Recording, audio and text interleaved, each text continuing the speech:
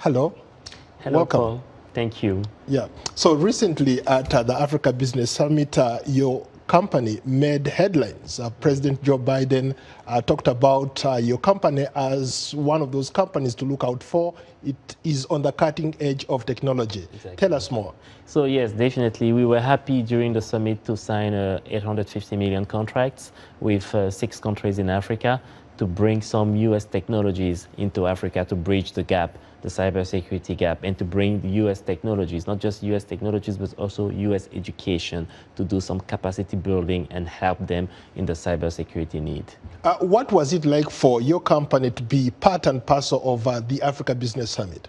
No, it was a great experience. And, we were very happy, but also it's just to show the amount of work that we put together the last 5 years in Africa, where we were able to definitely help out the government, but also working alongside with our U.S. partner.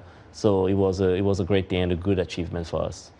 What does it take for, let's say, people earlier they were talking about a story in Nigeria where they're worried that people might hack into their systems during the elections. Mm-hmm. You are a guy in cybersecurity. What does it take to stop something like that? So definitely it takes government involvement. It also takes the private sector to come and help, because the government alone cannot do it by himself. And Africa has been moving so fast into the digital realm.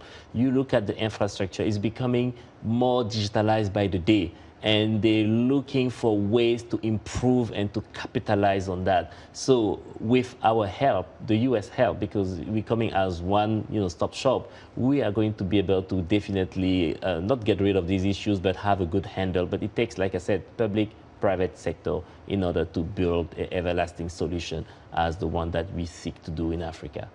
Going back to the point I made earlier, President Biden talked about $800 million. Yes. And he awarded, I think, Cisco Systems and your company. Exactly. Do you have that money, or it's something that is going to be coming soon? So that's a very good question. So we're working with Cisco to put it together for the West African region specifically. And we are also part of a cybersecurity coalition here in the United States, which are the 20 best cybersecurity companies. So all of these companies are going to share that money, but also local company in every single country, because we want to invest in every single local company, because the goal is when we leave, when we put the infrastructure and we operate the infrastructure, we want them to maintain it and to upgrade it as the country move forward, which is completely different from what we used to do. So we build, we operate, and then we do that knowledge transfer. So it's going to be split evenly between U.S. companies and also African companies to build, because one of the takeaway from the summit was we need to train the U.S. The U.S. need to train the young African to embrace the technology with the right tools and set of equipment, just like India did back in the 90s. So we are going to heavily invest into the youth to train them, to make sure that they have the right skills, but also into companies to make sure that the private sector is going to be robust. So like I said, it's a public-private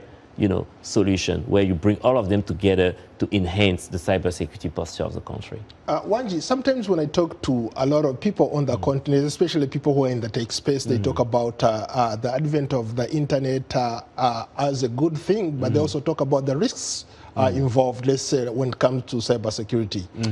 You are the good doctor here, the person trying to stop those cyber crimes.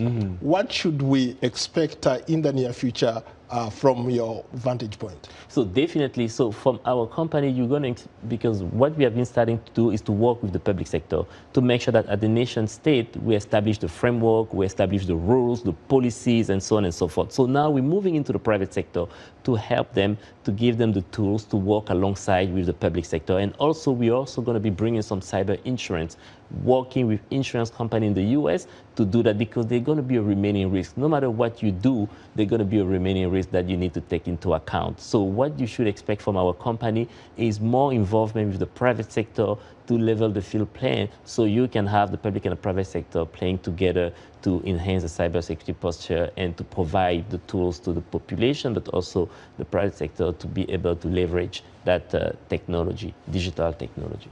Unfortunately, we've run out of time. Thank you. Thank you so much. Thierry Wandji is CEO and President of Cybastion. That's today's Tech Report.